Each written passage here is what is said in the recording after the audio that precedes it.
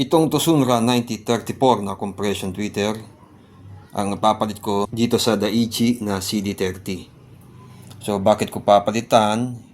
Hindi dahil sa mahina ito o maliit.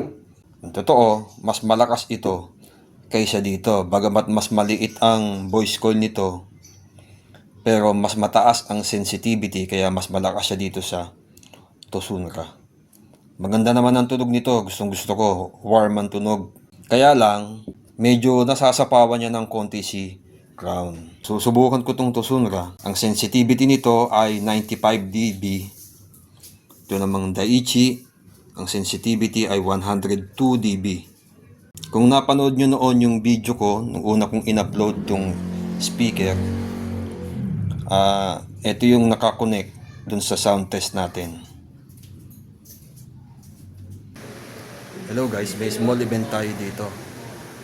Tetestingin ko ngayon yung 200 watts na compression driver na titanium na Tucson-Ra na model 90-34. Pag-test natin ito, i-flat lang natin. Wala tayong adjustment sa bass, mid and high. Tingnan lang natin kung papantay yung compression driver, kung kaya niya nang sabayan ng hindi ko na kailangan magbawas pa sa high.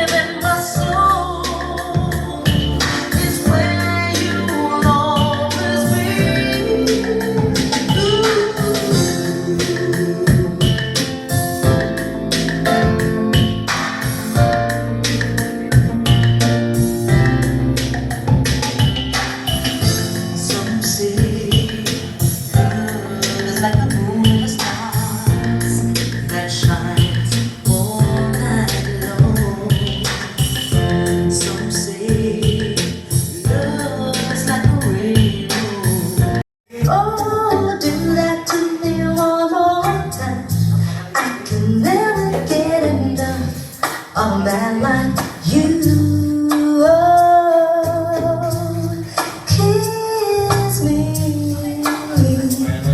like you just did. Oh, baby, do that to me once again. Pass it by me one more time. Was just isn't enough for my heart to hear.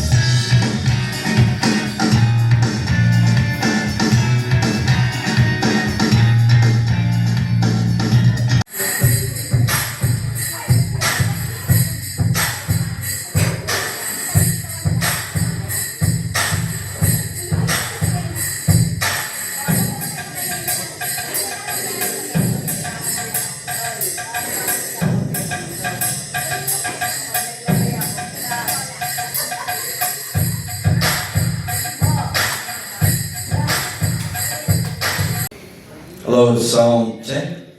Hello, hello, sound.